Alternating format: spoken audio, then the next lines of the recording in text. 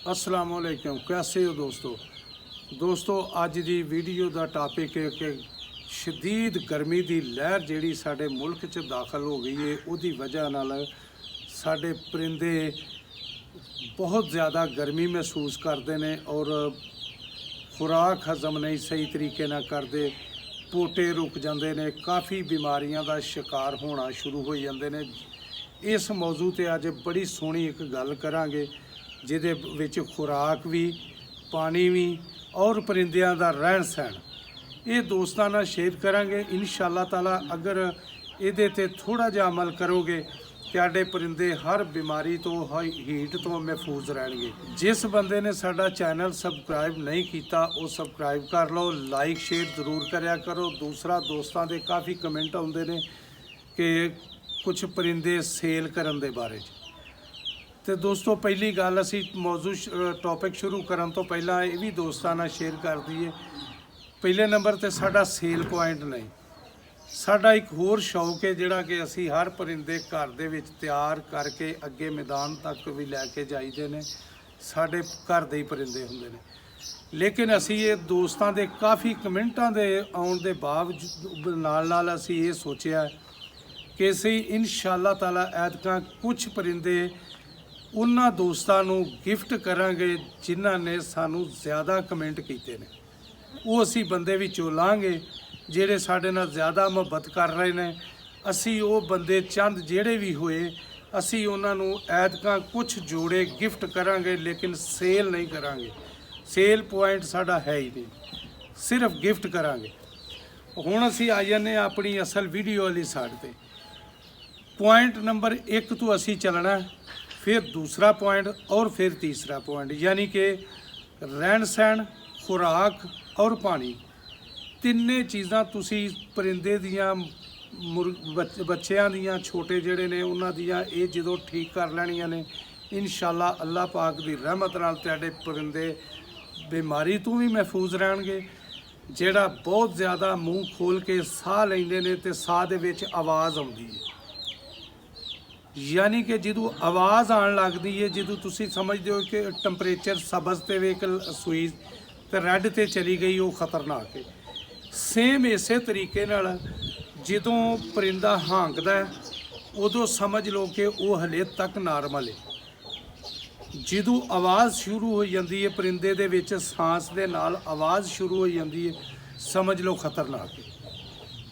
ये समझाण दा दस्सण दा इस तो आसान तरीका साडे कोल होर कोई नहीं दोस्तां नाल शेयर करन दा कि जदों परिंदा ज़्यादा आवाज़ शुरू कर दिंदा समझ लो वो परिंदा हीट में बहुत ज़्यादा महसूस करन लिया।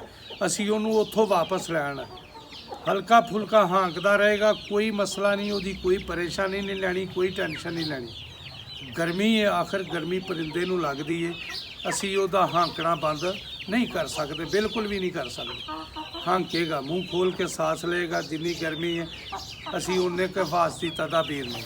आ जाने असी असल सैड पे। सब तो पहला दोस्तों जिस तरह कि यह खुड्डा है, यह बंद डरबा है, यह उन्हों का रहन सहन का एक तरीकाकार असी छोटी जी करके समझाण लगे। जो सुबह ये बच्चे बाहर कढ़ दिते ने, बच्चे बाहर कढ़ के जी सफाई की, थल्ले खुड्डा कच्चा है, पानी का छिड़काव कर देना। परिंदा हमेशा तो अपने पंजे तो हीट लेगा, जिन्नी देर उसका पंजा ठंडा रहेगा मुर्गा टंपरेचर घट महसूस करेगा, हाँपेगा घट, आराम सुकून महसूस करेगा। तुसी सब तो पहला स्टैप यह करना कि परिंदे सुबह बाहर कढ़ के उन्होंने छिड़काव कर लेना। जे अगर किसी को कच्चे खुडे नहीं, वो कोशिश करे कि रेत पा ले या फिर भल मिलती है।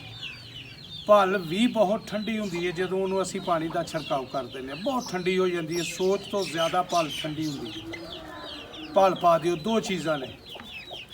तीसरी चीज़, अगर कोई साडे इहो जे शौकीन भरा भी ने वो महसूस करते हैं कि मिट्टी नाल या रेत नाल गंद वगैरह पैदा होएगा, रोज़ सफाई अच्छे तरीके नाल नहीं हो सकती, तो एक सेबियां वाली बोरी लै लैन, बोरी थले गिली करके उन्होंने थले पा दें।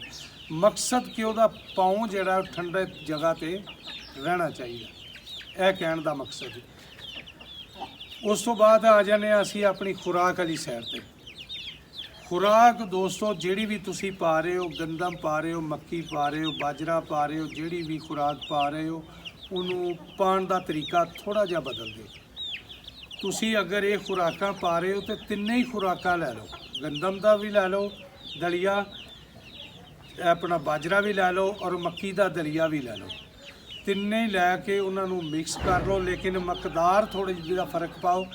ਅਗਰ ਗੰਦਮ 1 ਕਿਲੋ ਹੈ, ਬਾਜਰਾ 1 ਕਿਲੋ ਹੈ ਤਾਂ ਮੱਕੀ 2 ਕਿਲੋ ਕਰ ਦਿਓ। ਇਹਨਾਂ ਦਿਨਾਂ ਦੇ ਵਿੱਚ ਮੱਕੀ 2 ਕਿਲੋ ਕਰ ਦਿਓ ਤਾਂ ਕਿ ਮੱਕੀ ਦੇ ਵਿੱਚ ਵਿਟਾਮਿਨ ਜ਼ਿਆਦਾ ਨੇ। ਇਸ ਵਾਸਤੇ ਮੱਕੀ ਦੀ ਮਕਦਾਰ ਜ਼ਿਆਦਾ ਕਰਕੇ ਸ਼ਾਮ ਨੂੰ ਭੇ ਦੇਣੀ ਹੈ।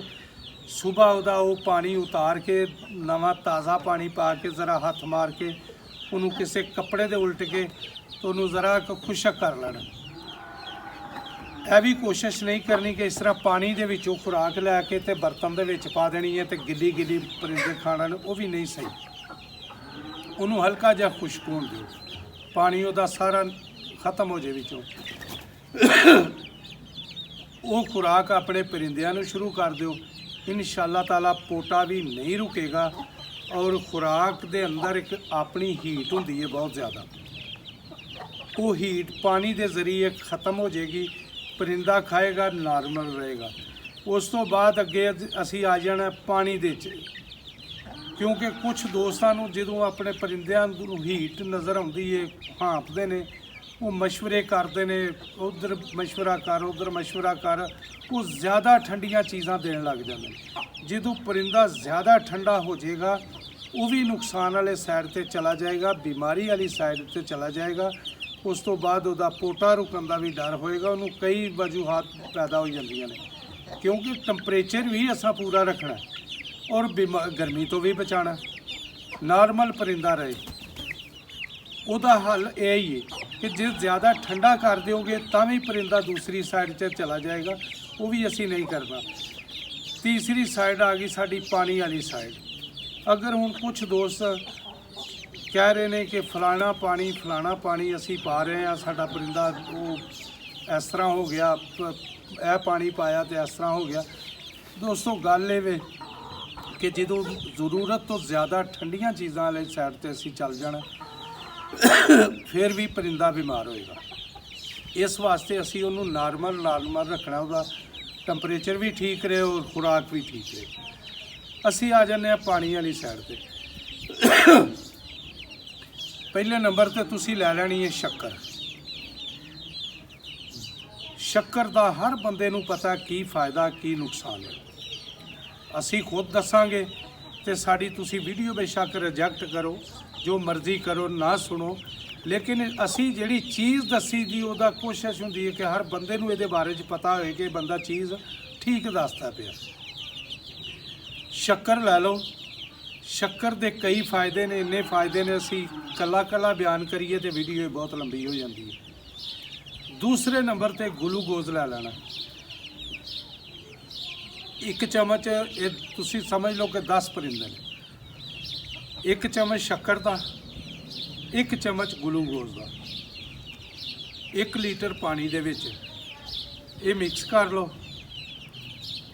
ਮਿਕਸ ਕਰਕੇ ਉਹ ਪਾਣੀ ਆਪਣੇ ਪਰਿੰਦਿਆਂ ਨੂੰ ਦੇ ਦਿਓ।